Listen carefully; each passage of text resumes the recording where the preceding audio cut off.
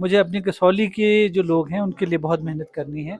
कोशिश कर रहे हैं कि जिस मंशा से लोगों ने मुझे बनाया है उस पे खरा उतरा जाए। ओपीएस बहाल हो चुका है और 1500 की जो बात की गई है वो दूसरा पॉइंट था हमारा। जो हमने वादे किए हैं वो 5 वर्षों के अंदर हम 100% पूरा करेंगे। प्रदेश सरकार भारी भरकम कर्जों के नीचे है, तो आपके हिसाब से ये कैसे पॉसिबल है? ये बहुत करेक्ट बात है, आपने बहुत सही बात बोली है। क्या आप अपने आप को मंत्री की रेस में देखते हैं? मैं तो विधायक में अच्छा काम करना चाहता हूँ ना, अभी तो शुरुआत है। कांग्रेस की सरकार बनते ही डीजल के रेट एकदम से बढ़ गए, इस पे आप क्या कहेंगे? बहुत कॉन्स्ट्रेंट पड़ रहा था, ये चुनावी कारणों से इन्होंने इसको कम किया था। और आने वाले समय में हमारी सरकार सब्सिडी देने वाली है इलेक्ट्रॉनिक व्हीकल्स के ऊपर। चुनाव जब आते हैं तो ये हमेशा जो हमारे प्रीवियस गवर्नमेंट रही है, ये चुनाव ओरिएंटेड काम कर रही थी। सरकार को चलाना है तो उसके तरीके भी ऐसे ही हों जिसमें जो जनता है उसकी भागीदारी भी हो। मेरी कॉन्स्टिट्यूंसी में सड़कों का बहुत अभाव है। हिमाचल की जो गवर्नमेंट होगी वो लोगों के हितों की सरकार होनी है। नमस्कार, मैं शिवांश सिंह और आप देख रहे हैं ऑनलाइन पब्लिक रिपोर्टर। अभी हमारे साथ कसौली के विधायक विनोद सुल्तानपुरी जी हैं, आइए उनसे बात करते हैं। नमस्कार, आपका ऑनलाइन पब्लिक रिपोर्टर में स्वागत है। नमस्कार Shivansh, I am very happy to see you. बहुत मेर, अच्छा लग रहा है मुझे आपको देख के। You are a very dynamic boy. Good luck. मेरा पहला सवाल ये है कि आखिरकार तीसरी बार आपको कसौली के जनता ने विधानसभा पहुंचा ही दिया, आप क्या कहेंगे इस पर? बहुत मेहनत की है और निरंतर काम करते हुए लोगों ने अपने मन बना ही लिया और मुझे मौका दिया है। और मैं धन्यवाद करना चाहूँगा कि कसौली की जनता ने मुझे मौका दिया है और उसके ऊपर खरा उतरने के लिए मेहनत कर रहे हैं और कोशिश कर रहे हैं कि जिस मंशा से लोगों ने मुझे बनाया है उस पे खरा उतरा जाए। अगर कांग्रेस की 10 गारंटियों पे बात करें तो 2024 में आम इलेक्शन है, तो क्या 1.5 साल में कांग्रेस 10 गारंटी को पूरा कर देगी? सराश ऐसा है कि 10 गारंटी में जो सबसे पहले हमने कहा था कि ओपीएस को हम बहाल करेंगे। ओपीएस बहाल हो चुका है और 1500 की जो बात की गई है वो दूसरा पॉइंट था हमारा। उसके ऊपर हाई प्रोफाइल एक हाई कमेटी बनाई गई है जो इसके ऊपर निरंतर काम कर रही है और निश्चित माननीय मुख्यमंत्री वो डायनेमिक भी हैं और मेहनती भी हैं और जो हमने वादे किए हैं वो 5 वर्षों के अंदर हम 100% पूरा करेंगे।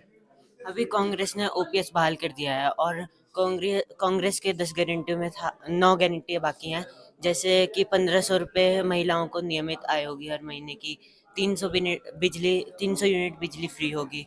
तो पहले सरकार देश सरकार भारी भरकम कर्जों के नीचे है, तो आपके हिसाब से ये कैसे पॉसिबल है? ये बहुत करेक्ट बात है, आपने बहुत सही बात बोली है। जो पिछली सरकार रही है उसने हिमाचल के हितों को बेच दिया और आज हम कर्ज के माफिक गिरे हुए हैं, ढले उसमें हमारी बड़ी परेशानियां आई हैं। पर जो हमने वादे किए हैं वो बहुत बड़ी हाई तरीके से उसमें फाइनेंशियल जो कंस्ट्रेंट्स हैं उसको देखते हुए ही ये वादे किए गए हैं। और माननीय मुख्यमंत्री जी ने ऑलरेडी इसके लिए बहुत बड़ी एक तरीका बनाया है और कर्ज को साइड में करते हुए भी और जो हमारे वादे हैं उसके ऊपर खरा उतरते हुए भी हम 100% जो हमारी 10 गारंटीज हैं वो इम्प्लीमेंट करेंगे। कांग्रेस की सरकार बनते ही डीजल के रेट एकदम से बढ़ गए, इस पे आप क्या कहेंगे? बहुत कॉन्स्ट्रेंट पड़ रहा था, ये चुनावी कारणों से इन्होंने इसको कम किया था। और ये आप देखते आए हैं कि चुनाव जब आते हैं तो ये हमेशा जो हमारे प्रीवियस गवर्नमेंट रही है, ये चुनाव ओरिएंटेड काम कर रही थी। अगर हमें अपनी सरकार को चलाना है तो उसके तरीके भी ऐसे ही हों जिसमें जो जनता है उसकी भागीदारी भी हो। अभी ये चुनावी माहौल के अनुसार डीजल के रेट अप डाउन होते हैं, ये अनफॉर्चुनेट है। पर माननीय मुख्यमंत्री जी ने एक और चीज़ शुरू की है, जितने भी अधिकारी हैं उनसे कहा गया है कि आप इलेक्ट्रॉनिक व्हीकल्स के ऊपर ज़्यादा ध्यान दें और आने वाले समय में हमारी सरकार सब्सिडी देने वाली है इलेक्ट्रॉनिक व्हीकल्स के ऊपर। तो जैसे जैसे बदलाव होगा थोड़ा समय लगेगा, पर हिमाचल की जो गवर्नमेंट होगी वो लोगों के हितों की सरकार होनी है। अभी पूर्ण मंत्रिमंडल का गठन नहीं हुआ है, तो क्या आप अपने आप को मंत्री की रेस में देखते हैं? मैं तो विधायक में अच्छा काम करना चाहता हूँ ना, अभी तो शुरुआत है। और इसमें बहुत काम करने को है।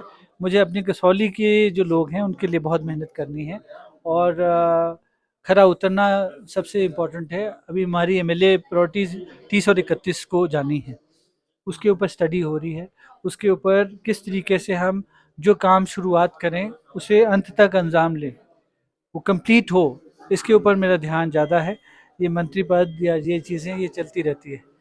अभी 2 दिन पहले हम पंजाब में भारत जोड़ो यात्रा को कवर करके आए। आप भी भारत जोड़ो यात्रा में शामिल हुए थे, तो क्या आपको लगता है कि कांग्रेस को भारत जोड़ो यात्रा से कुछ फ़ायदा होगा? देखिए, ये नॉन पॉलिटिकल यात्रा रही है।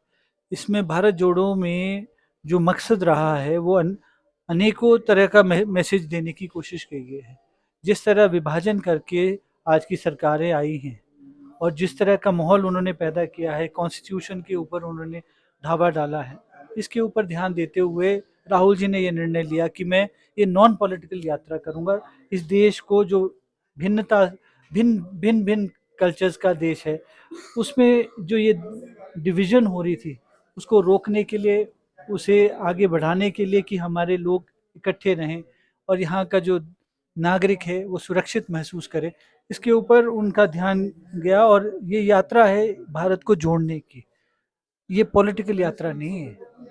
तो इसमें भारत के लोगों को ये महसूस हो कि हमारे साथ हमारी बातों को आगे किस तरीके से लोगों के सामने रखना है, किस तरीके से हमें इस देश को हमेशा अपने साथ इकट्ठा रखना है और पॉलिटिक्स अलग तरीके की होनी चाहिए जिसमें डेवलपमेंट के ऊपर ज़्यादा ध्यान होना चाहिए। पिछले 10 सालों में ऐसे कौन-कौन से कार्य हैं जो आपके हिसाब से पूर्व विधायक विधायक ने नहीं करे हैं, जिस पे आप सबसे पहले ध्यान देना चाहेंगे? देखिए, आज मेरी कॉन्स्टिट्यूएंसी में सड़कों का बहुत अभाव है और हर घर तक सड़क पहुंचाने की मेरी मुहिम जो चली हुई है, वो डॉक्यूमेंट्स में फंसी रह गई है।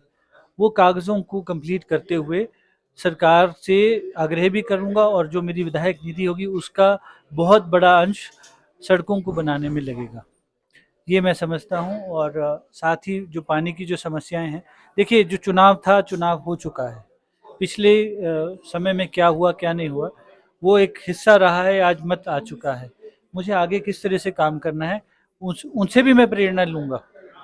उनसे भी मैं बात करना चाहूँगा कि उन्हें कहाँ पे कहीं कहीं कमियाँ लगी हैं, ताकि हम अपनी कसौली को किस तरह से और सुंदर बना सकें, वहाँ पे जो समस्या रही हैं, उसको किस तरह से हम समाधान कर सकें।